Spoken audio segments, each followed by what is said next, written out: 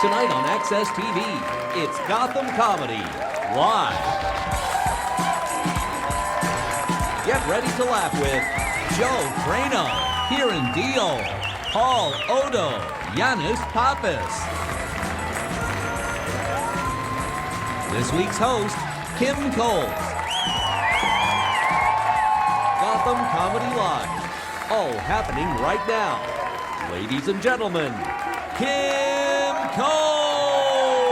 Yeah. Wow! Thank you! Wow! Welcome to Gotham Comedy Live. Do it again. Nice. Oh, it's so, I love the love. I love the love that I get in New York. Y'all know I'm from New York, right? I'm from Brooklyn. What up, Brooklyn? What up? What up? Yeah, back when Brooklyn was a whole lot more fun. It's all fancy now. I liked it when it was a little dangerous. I loved it. I love New York, and I live in LA for the last 25 years. I miss Puerto Ricans. I do. We don't have Puerto Ricans. They haven't come quite that far. I miss them, the energy, the Puerto Ricans and the Dominicans, which are the same thing to me, but don't tell them that. They get very upset. Are you Dominican, ma'am? No. Are you Puerto Rican? Neither. You neither. Okay, good. I was about to get stabbed. So, no. And here's the thing. I had a Puerto Rican driving instructor. You know, when I was 28, I learned how to drive, and she had this energy, like she didn't understand what all these numbers and all these letters. Get in the car. Get in the car. Shut up. Get in the car. Okay, you see this P? That P is for parking, okay? Okay.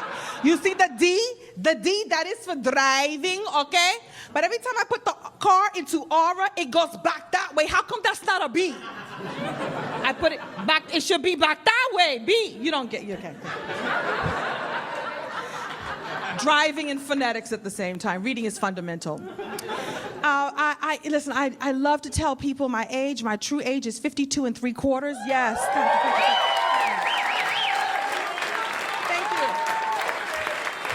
Thank you. I have to lock my knee back into place now. Okay. It changes. It's going to change, you guys. It's going to change. I like to test the audience. So what ages are we? Where are my 20-year-olds? 20-year-olds? Yes. 20 is good. 20 is good because you don't know that you don't know. It's great. It's great. Where are my 30-year-olds? 30-year-olds? Ah, yes. 30 is good because now you know what you didn't know. Where are my 40-year-olds? 40. Woo! 40 is wonderful because now you know and you let everyone know that you know. Anybody 50 and up? Phew. Come on, let's represent. Hello. He was like, yes, me. It's great because now you know, but you don't give a damn anymore. Things are going to move. They're going to change. They're going to move around. You're going to look in the mirror one day and go, I did not put my butt there. I'm telling my 20-year-olds that now. I love to brag that I am not a cougar. I am not a cougar. Mostly because I don't want to run that fast. I'm more like I'm like an ocelot or a meerkat or a little bit of a prairie dog. I can't run.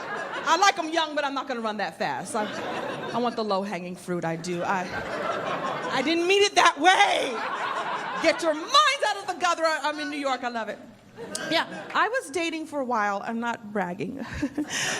But I was dating two 35-year-olds for a short time. Yes. I mean, not at the same time, alternating weekends. I had them on a schedule.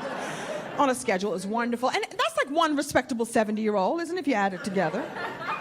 I don't like old men. I like them young. I don't like old men. They want you to do stuff for them, like talk to them, and cook for them, make them a martini, crush up their Viagra. I don't have that kind of time. I don't. Young ones are fun. They're easy to please. Like you young. How old are you, sir?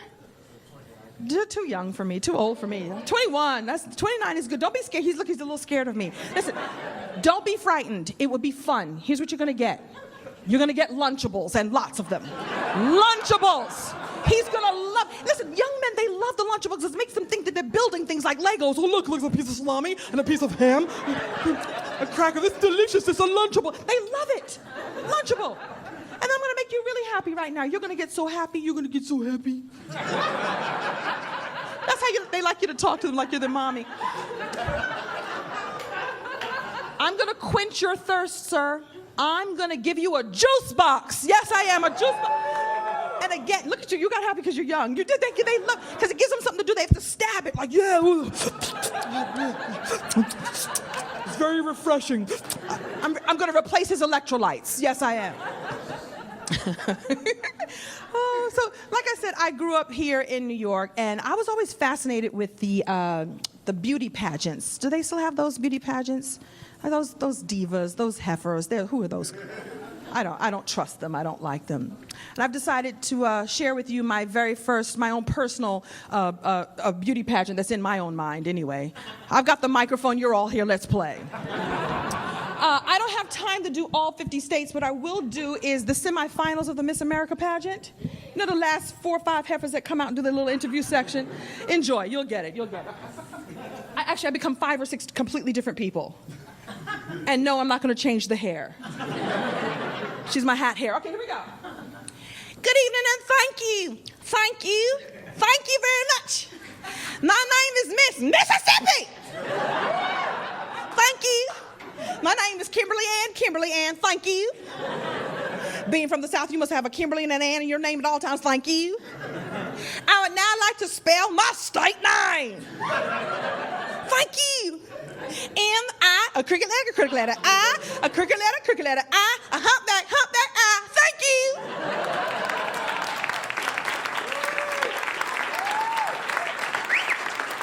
Hey, how you doing? How you doing? I'm Miss New Jersey over there. How you doing? Hey, how you doing? I'm Linda Fakatanchi over there. Hey. So I know that I'm going to win his their contest because I'm freaking beautiful. Plus my cousin Guido the Rat Skankatanchi had a little talk with the judge. You know what I'm talking about? Cement shoes, all right? All right, I'm going to go backstage right now and put on my evening gown because I'm feminine like that. Plus, I got to go put some cream on this itch. I'll see you later, right?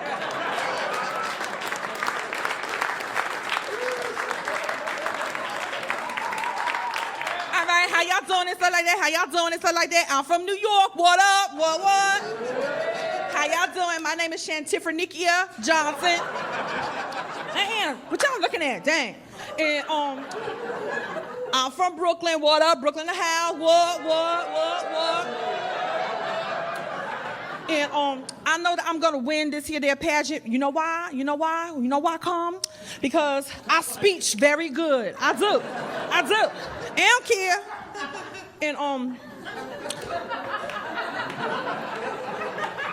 don't like y'all. What y'all looking at?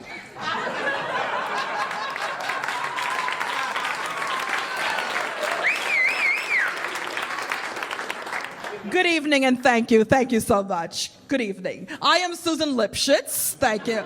And I am Miss Long Island. Yes, I am. And I know what you're thinking. Long Island is not a state, but it is a state of mind. Stay with me, kids. Stay with me. As the only Jewish contestant here tonight, I wish to say to you, there has never been a Jewish Miss America. And although the pageant officials have said that I am past my time, I don't think I'm past my time. I think my time is right now. Even though I'm 40. Listen, my time is now. Age is just a number. Oh my God, I'm having a hot flash. Thank you so much, you wonderful. Good night. Good night, I will see you. Thank you. Buenas noches en gracias. Gracias. Buenas noches en gracias. I am Miss Florida. Gracias. Gracias, besos. Gracias. Besos, I mean kisses. Gracias. Gracias. My name is Maria Linda Rosa Rodriguez. Wait, my tongue got in the way. My tongue got in the way. My tongue got in the way. Wait a minute. My name is Maria Linda Rosa Rodriguez de Segrit de Safón del Punto. Gracias. Are you Puerto Rican? Are you Dominican? You're none of the above. I love it. Wonderful.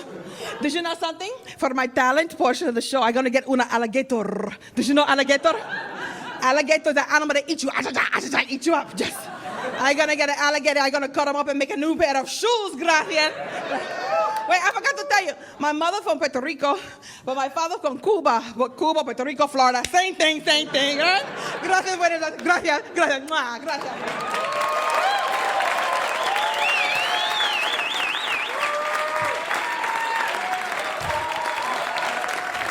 Thank God.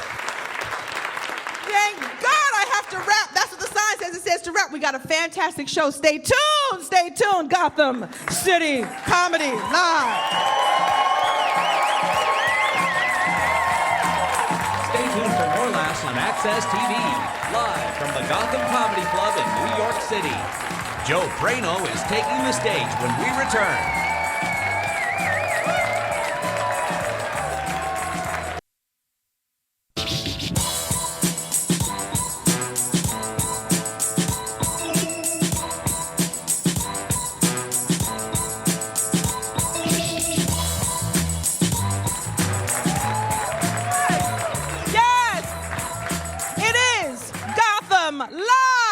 Live, and our first comic coming to the stage right now. This is his television debut. I'm so excited for him, and you will be too. Welcome to the show, Joe Praino. Joe Praino.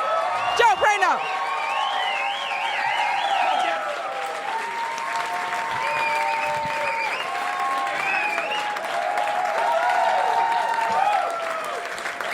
All right. Let me get this out of the way right up front so you're not distracted the whole show. Yes, I'm the guy from your emojis, okay?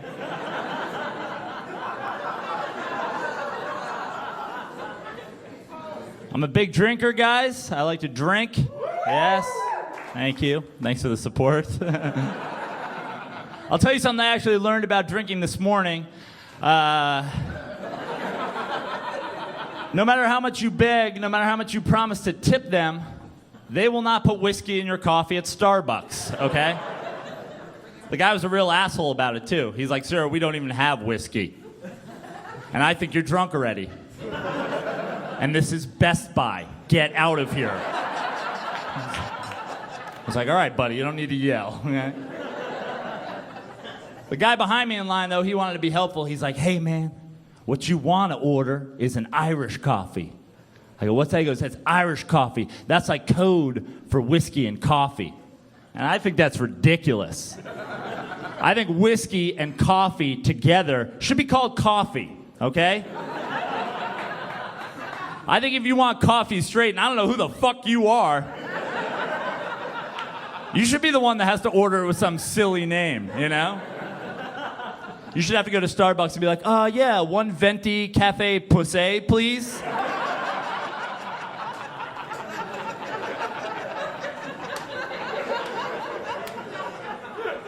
I drink and drive. I'm not afraid to say that. I drink and drive.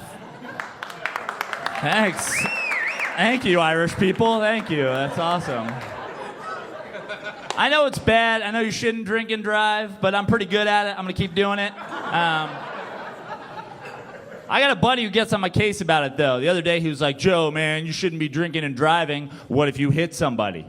He looked at me and goes, what if you hit a little kid, bro? Think about that for a second. I was like, hey, Brian, I'm not drinking and driving at noon on a Tuesday through schoolyards, right? This is 4 in the morning after the bars close. If I hit a little kid, he's probably up to no good.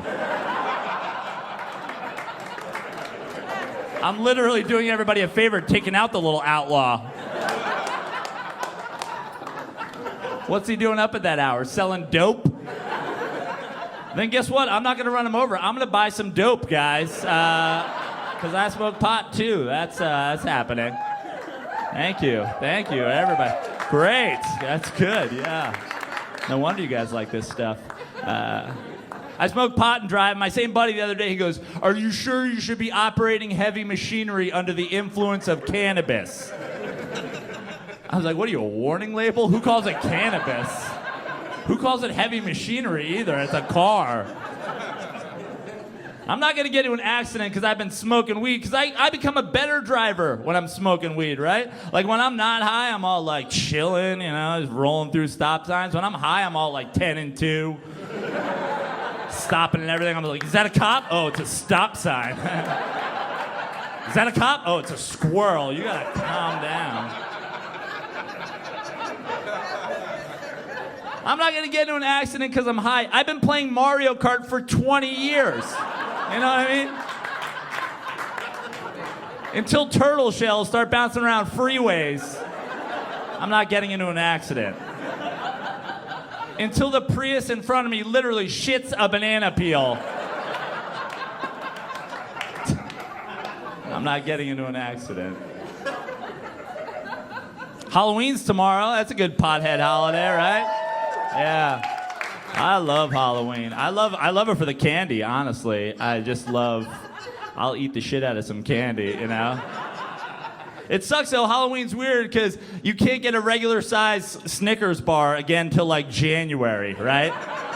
They shrink all the candy for Halloween to fun size candy. You know, the little baby ones so the kids don't get diabetes. But I'm a pothead. There's nothing fun about having to open 600 Three Musketeers. Like, that's not fun for me. You know what would be a fun-size candy bar for me? A Snickers the size of my leg. That would be a fun size. I'd be like, give me some safety goggles and a handsaw. I'm taking down this fun-size candy bar. I miss being a kid for Halloween. I had two brothers. We were crazy. My mom let us do whatever we wanted for Halloween, just as long as we got the fuck out of the house, you know? That was pretty much her go-to move for parenting. Like, if we would leave, she would let us do it. Like, when I was a kid, my brother used to take advantage of this. He'd get us tickets to R-rated movies just by telling my mom we were going to leave. Like, I saw The Predator. Do you remember the movie Predator? I saw that movie when I was 7 years old. Because my brother went up to my mom. He's like, we want to see Predator. She's like, I don't care. Get out. He's like, well, we need you to buy us tickets. She's like, okay, let's go. He was 9, I was 7. I don't know if you guys remember Predator. They skin people alive in Predator. That is not something you send your 7-year-old to. I saw the movie Predator before I knew what the word predator meant. Later that year, I was in science class. They were like, and the shark's natural predators. I was like, these are out there? Holy shit. There's something in the woods just going and killing things? No, I'm not. You should have seen my face the first time I heard the phrase sexual predator. I was like, fuck, I'm not leaving the house ever again.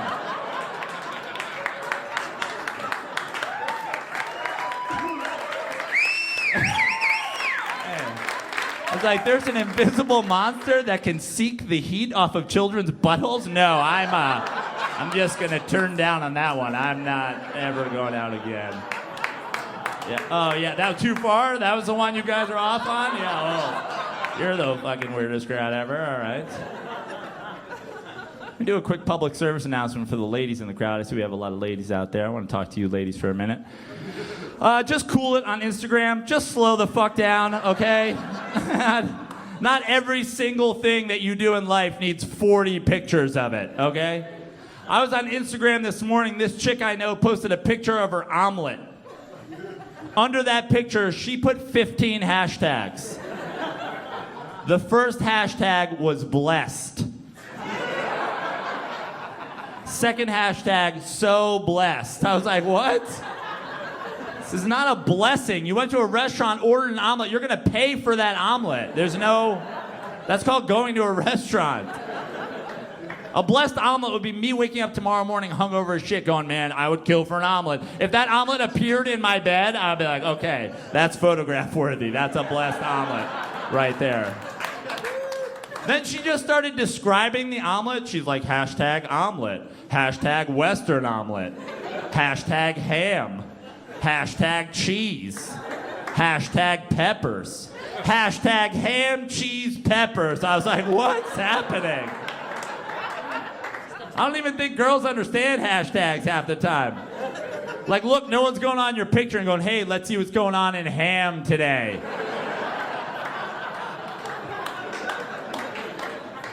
I don't even go on Instagram on Thursday, right? Throwback Thursday. Oh my God, Throwback Thursday. Look at me at junior prom. Can you believe I did my hair like that? Yeah, I can, because you're a fucking idiot, right? Let's call it what it really is, ladies. Look at me when I wasn't fat Thursday, okay?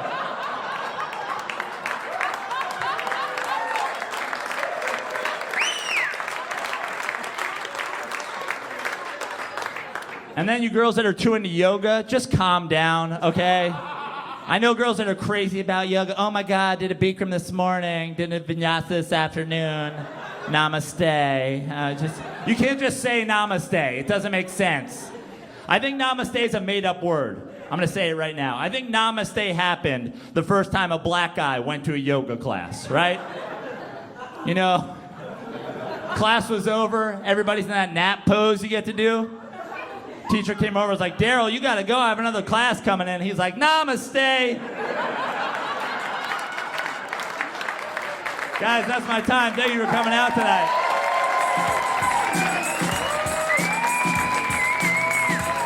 Stay tuned for more laughs on Access TV, live from the Gotham Comedy Club in New York City. Kiran Deol is taking the stage when we return.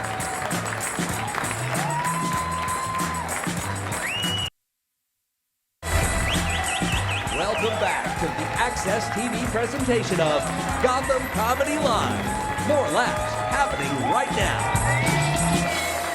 We're back. And we're back. This might be the best audience ever. All right. We're going to keep it going. I got another treat for you. Coming to the stage right now is Kiran Deol, who's got a brand new spot on New Girl. The New Girl's on Fox. I did that all wrong, but we can't redo it because it's live. I'm going to do it right. The next comic coming to the stage will be appearing on an upcoming episode of New Girl on Fox. Please welcome Kiran Deol. I did it right.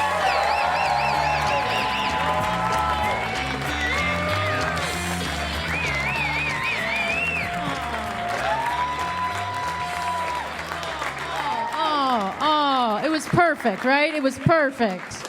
She was perfect. I guess I should start by saying namaste. Fuck. You know, Kim Coles, so she's on, she used to be on that show In Living Color. You remember In Living Color? Yeah, amazing.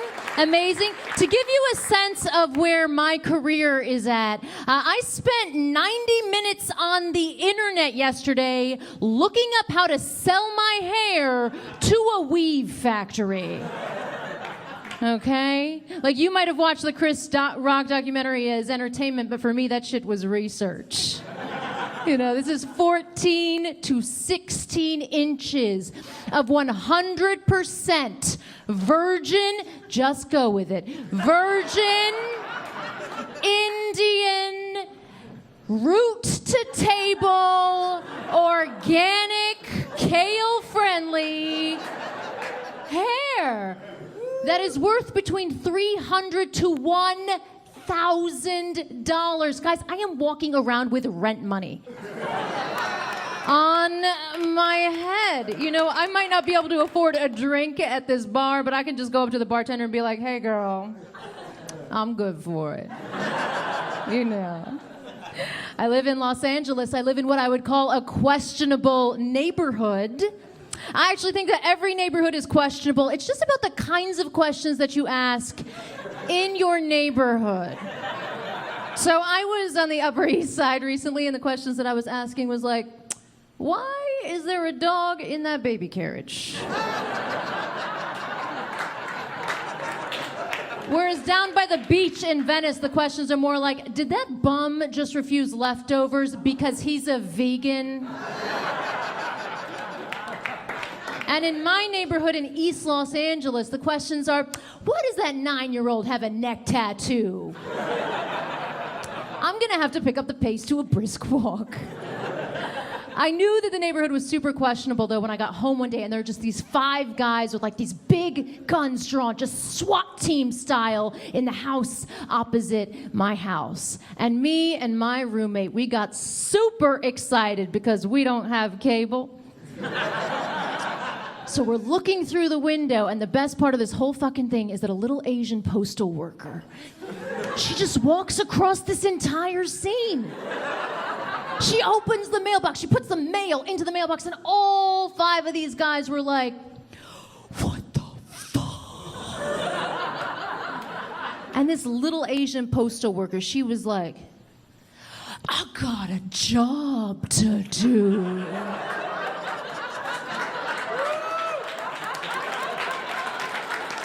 And they were like, LAPD, and she was like, I'm federal. You ain't never gonna shut this shit down. All this in front of my window, and I just thought that would be like the best commercial for USPS.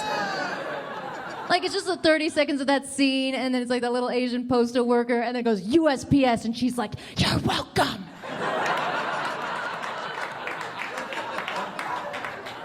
I love that woman because she's like a minority woman. She's taking on the system. She's just taking on the man, you know? It's like, you know, I just love that. The motto for the Postal Service is on the outside of the New York City Post Office, and she reminds me of it. It goes like this. I'm telling you to now, abridged. It goes, "Neither rain nor sleet nor gloom of night shall stop these winged carriers from their path." Which is fucking beautiful. That shit is poetry. It would be like the Archangel Gabriel is just gonna like swoop down and deliver you an IKEA catalog. Do you know what the motto for FedEx is? It got there. The motto for UPS is, "What can Brown do for you?" Yeah, which incidentally was also the motto for colonization. Too soon? Is it too soon, New York? Too soon for colonization? I'm just kidding, guys. Colonization did not have a motto. It's like subjugating other people. That shit sells itself. You know? It's just true. I like to take it from comedy show to TED Talk. That's kind of the goal. Ooh, where'd she go? You know? I get lonely sometimes living in a big city. And every time that I get lonely, I have to remind myself that I should never be lonely. I'm a woman. Thank you and good night. No, that's not it. Didn't finish that. Yeah. I want every woman in here to remember this, though. If you take nothing else away from this set, you should never be lonely if you ever feel lonely, because you are a fucking woman. So as a woman, just remember this. You can make a person just to hang out with you.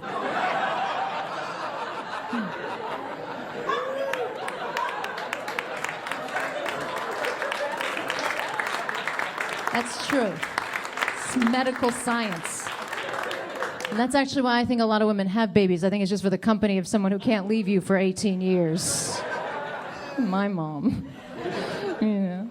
It's like the older that I get, I'm getting really fascinated. I call this the solar system. This is the solar system of the woman. I'm getting fascinated by like this region in the middle right here. It's just like below the moons and like above like the black hole. It's just this region in the middle, because it's like there's so much shit that I personally can't do. It's like I can't like kill a spider and I can't eat Taco Bell without getting diarrhea.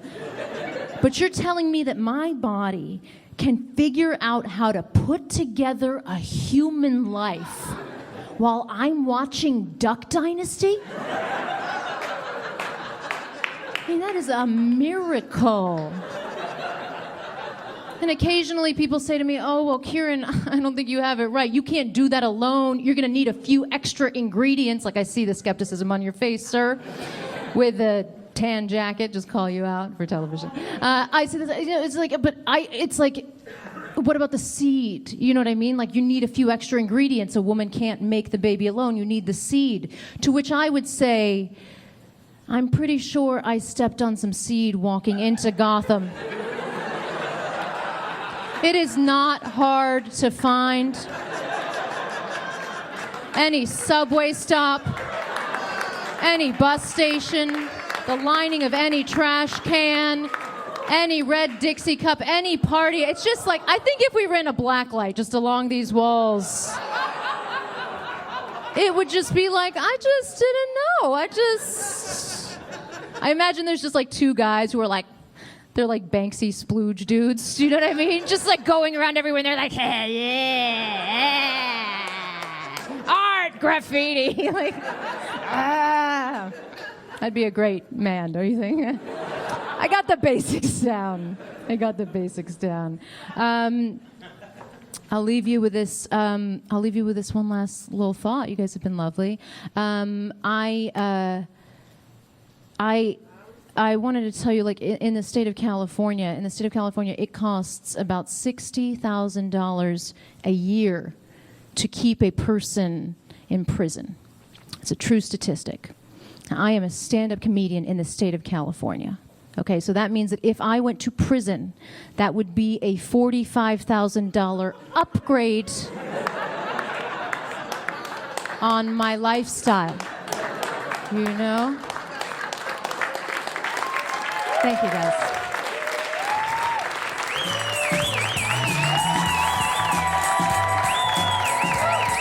Stay tuned for more laughs on Access TV, live from the Gotham Comedy Club in New York City. Oddo is taking the stage when we return.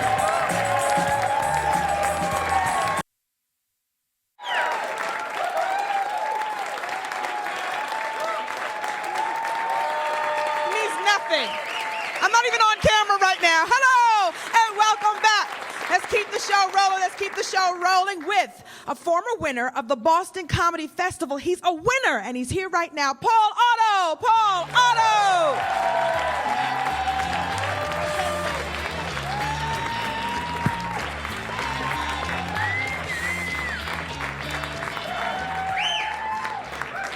Hello, everybody. I live here in New York, which is wonderful and terrible depending on the minute. I enjoy being here for the most part, but one of the weird things about living in New York that you don't anticipate when you live here is the certain things that will irritate you that maybe shouldn't. Like, I get really annoyed when people tell me they had a New York moment, because it's usually them trying to engage me in some weird non-versation that I don't want to be a part of. And they're going to try to tell me how they went to Serendipity or they went somewhere and it was just lovely. And it's like, I don't want to begrudge you. You're fun. Have your fun. But I don't know a New York moment to be some fantastical situation, okay? I live here. My idea of a New York moment is something more akin to a rat dying inside the mechanism of my refrigerator. And then me trying to explain that to my landlord, who does not speak English. That every time I go to the refrigerator to open it and get, say, a cool drink of water, I'm blasted with the icy scent of death. And because I can't explain it through pantomime rat dead gestures, I have to drag my refrigerator out of my apartment and throw it on the sidewalk. That's what I know to be a New York moment. So I used to think when people said they had a New York moment, it was just a bunch of hooey. And then I saw a bird fly into the side of a woman's head in broad daylight on the island of Manhattan. And now I understand I was wrong, because that was a particular New York moment. Particular to here. Now, if you're not impressed by a bird flying into the side of a woman's head, I just have to ask where you died inside. Because that is a gift from the Lord. We can all share. Except for her. Screw her. There have to be some sacrifices. But in case you're not impressed by that, maybe you're like, I work at an Avery in Florida, and I see that sometimes. Let me explain to you why this was special. This instance of a bird hitting a lady in the head was special because of her reaction, which was nothing. She didn't give a shit. And that's special. Let me try to paint the picture for you. So she's walking down the street. Nothing particularly unusual is happening. She's kind of muttering to herself, but not in like a weird way that might attract birds. Just sort of a normal, angry New York person trying to suppress a boiling, seething rage just beneath the surface. And then here comes a pigeon screaming out of the sky, wobbles, and then it hits her right in the side of the head. There's an explosion of hair and feathers. And this is all she does in response to that happening to her. She just goes like this and kept walking. Like it happened all the time. And that screwed with me on a level I don't even know how to process that. I don't know what that means, where that's not a big deal to you. When that's not a big deal to you, I don't know what your life is like, and it terrifies me. What nightmarish existence do you lead every day where you're just like, I'll just shelve that bird thing because there's definitely more stuff that's going to happen that's weirder and worse than that? Like, what is your day like? Just stealing yourself on this side of your apartment door, just, okay. Just touching the doorknob, seeing if it's hot. Okay, all right, here we go. Oh, blow darts, knew that was coming. All right. All right, got to pay rent. That's $9,000. That's a lot to have agreed to pay for a studio that I share with a guy who doesn't own pants. But I guess that's what you get for going on Craigslist, living in the city of dreams. Gonna make it here, but nobody's gonna keep Brenda down. I'm gonna go on that audition, and I'm gonna make it on Broadway. You just wait and see. That's probably just another bird.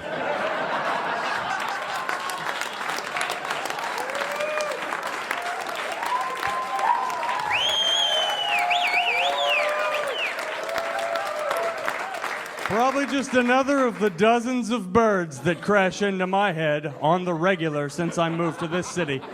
You know, you don't hear that Jay-Z song. That reminds me, what else is on the to-do list today? Let's see, get Dad out of jail. That's becoming a real thing. Get Gypsy curse lifted. That's on the to-do. You know, sometimes there's just too much to do in the day that it's hard to keep track. Like, holy Christ. Screw your life, lady. I really felt bad for that woman. And my heart went out to her, but honestly, only so much. Because at the same time, I'm like, hey, lady, I got like a half a Gatorade and 3 hot dogs and a styrofoam igloo cooler. That's my refrigerator. So I can't be out there like, you got to get a net or a tennis racket or just be more aware. Because I can't be out there hitchcocking all those birds for some lady. That's not my lot in life. I don't know. I love New York, but I miss being elsewhere. I miss home. I'm from Texas originally. Houston, I guess, however you want to call it, Houston. When you tell people you're from Texas, they expect you to have some strong political affiliation, and I don't really have anything like that. I try to kind of stay in the sane region where I just listen to things and react without just reacting before listening. But I feel like if I did have to choose, like if somebody put a gun to my head and was like, who are you, what side are you on? I'd be like, I'm whatever you are. Which, let's be honest, is probably conservative.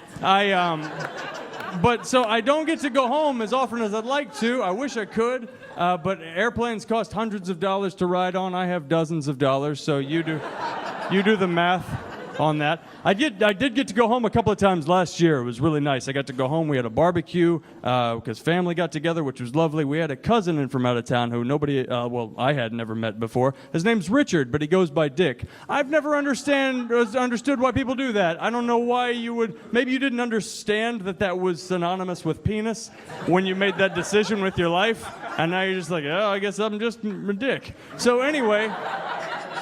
My grandma hadn't seen this guy in years, and everybody's happy when grandma's happy, and we had a lively time. I came back to New York. Dick went back to Dicktown or wherever he came from, and it was great. And then I got to go back not very long after, and we had another barbecue because procedure.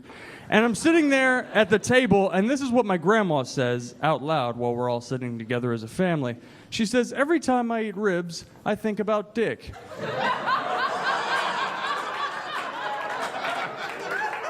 Now, everybody kind of did that, but more on the inside. Except my little brother, who's like kicking me, going, did you hear what Grandma said about Dick? Did you hear what Grandma said? She thinks about Dick. And I had to like look at him and be like, no, I hear you, but we're going to let that slide. Because we're not going to crack dick jokes on Grandma at the table while she's alive, okay?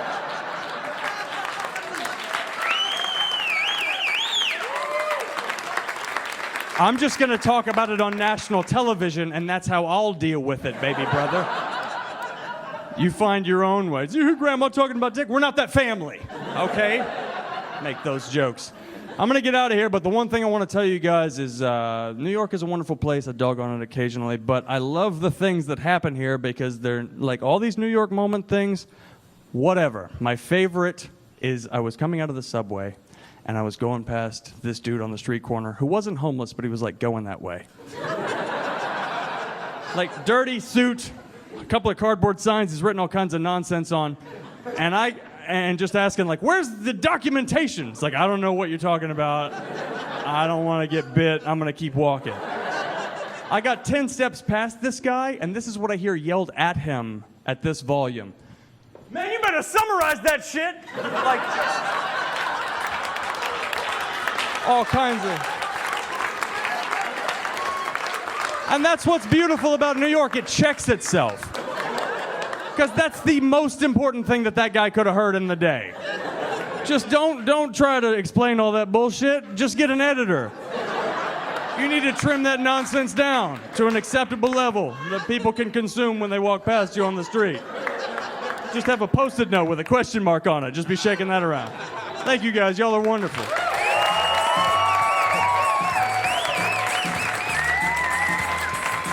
Stay tuned for more laughs on Access TV, live from the Gotham Comedy Club in New York City. Yannis Pappas is taking the stage when we return.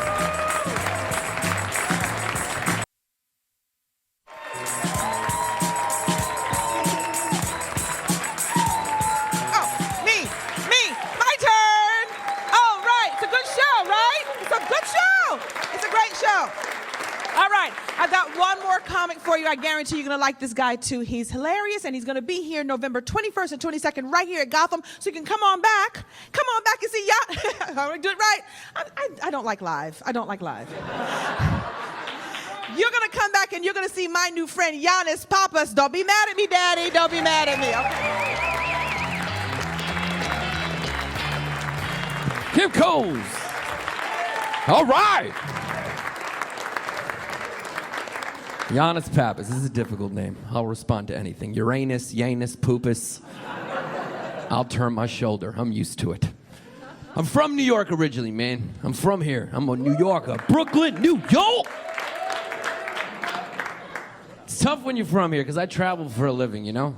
So, like, when I travel, I got to pretend like I'm impressed with other people's cities. So I don't come off like a dick. So I just go to their cities and I'm like, wow, this is your city? This is amazing. This is your downtown area right here? All 4 blocks? That's crazy. How does anyone even traverse that? That seems impossible. Is this your skyline right here? Is your little skyline? A little skyline? The CVS is part of your skyline? Does this building have an antenna with a blinking light on top so nobody flies a kite into it by accident? It's almost like a real city. I was living down in Miami for a year. I just moved back like a month ago. Anyone ever been to Miami? That's a fun town. Isn't it kind of almost like if New York and Los Angeles had a baby? And then that baby grew up to have a coke problem, it would be Miami? It's a great city, dude. It is a great city to go to if you want to experience like all the wonders of Latin American culture without having to risk getting kidnapped and going to Latin America. You can wear your jewelry to dinner and enjoy a cachapa, which is nice. It's a good town. But I realize New York's the best city, and this is how you could realize. This is how you could tell New York's the best city, based on, as a New Yorker, how you react when you find out you got friends from out of town coming to visit you. Because when you're a New Yorker, you are not happy about that. This is fucking your whole schedule up. You're like, when did you say you were gonna be in town the 22nd to the 2nd? Oh, fuck, really?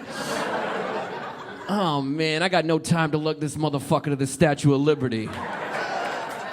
I got a lot of fast walking to do. I gotta go see that independent Croatian movie at the Angelica later. Oh, man, maybe his plane will crash or something. But I visited a friend in Wisconsin recently, and he could not have been happier to have a house guest. I didn't even call him. He checked my schedule, saw I was going to be in town, and called me. And he was like, I see you're going to be in Wisconsin. Oh, absolutely, you're going to stay at my house.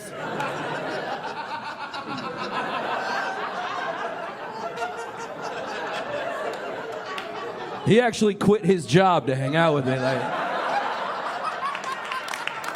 had a whole itinerary planned.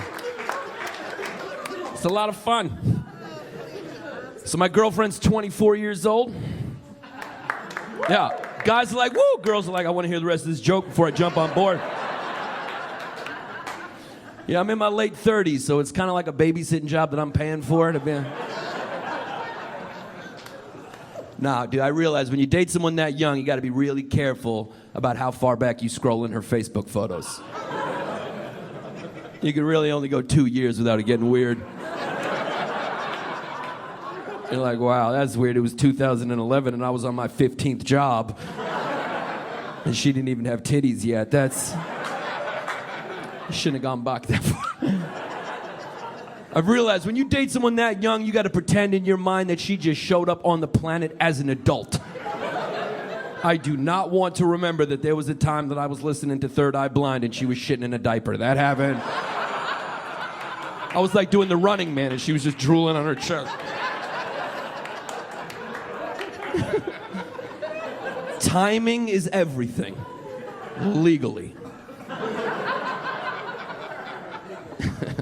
Nah, dude, she's just, it's great. She's almost 25, so we're getting there. You know what I mean? And one day she'll be 30, and I'll trade her in for another 24. Just keep it moving.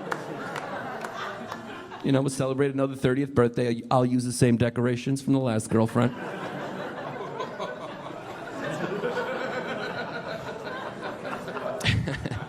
Nah, but she's just new to the planet, man. She's new to the planet. She doesn't know much, Every time we have a conversation, it just ends with her going, I don't know. I bring up a band, she's like, I don't know. Don't know. Have you been to Boston? I don't know. I've never been to Boston. I don't know. So it feels less like I'm dating a girl and more like I'm helping a friend get reacquainted with life after a coma or something. I will help you remember. So I was diagnosed with attention deficit disorder as a kid. Is anybody else struggling with the disease out there? Is it hard? Is it hard? You really got to tip your hat to the pharmaceutical industry that they have invented a mental illness where they diagnose kids as being kids. They're like, this kid is different. He has trouble focusing, doesn't want to do his homework, and likes to run around a lot. We need to prescribe him street name PCP Speed to calm him down.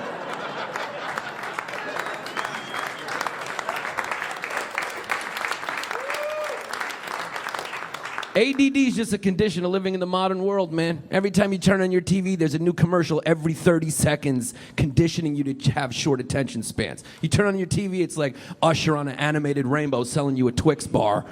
Like, come on, kids, get this sugar. It's kids' cocaine. What do you wipe your ass with? Is it soft enough? You're like, I don't know. What do I wipe my ass with? Are you bald? I'm like, maybe. Do you have herpes? What is that rash? You just can't concentrate on all the shit wrong with you. Like, I bet you it was really easy to focus in 1837. Some dude started telling a story. You were like, I memorized every word because you're the first person I've seen in a year, so just appreciate the human contact. I was living down in Miami, man. I realized I'm pro-immigration. They should just open the border up and let every Mexican who wants to come into this country, let them in. Hard-working people, willing to do any job. Those are the type of Americans we want, industrious people. The problem to me is not Mexicans coming to this country. The problem is my lazy-ass friend Brad is still here. If we can figure out some sort of immigration exchange program.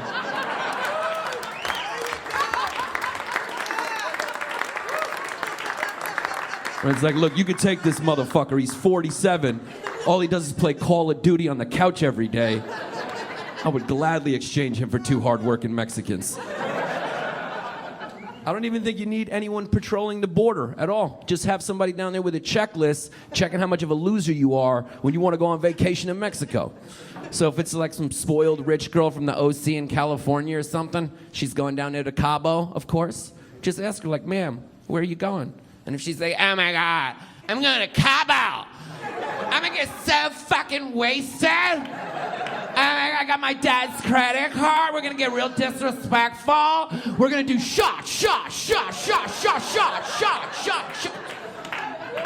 You just go right this way, ma'am. Welcome to Cabo. And then you close the border. You are now Mexican.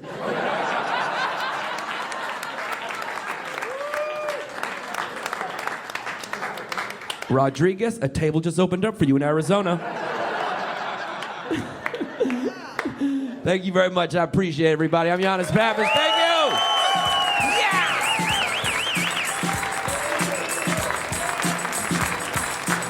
Stay tuned for more laughs on Access TV, live from the Gotham Comedy Club in New York City.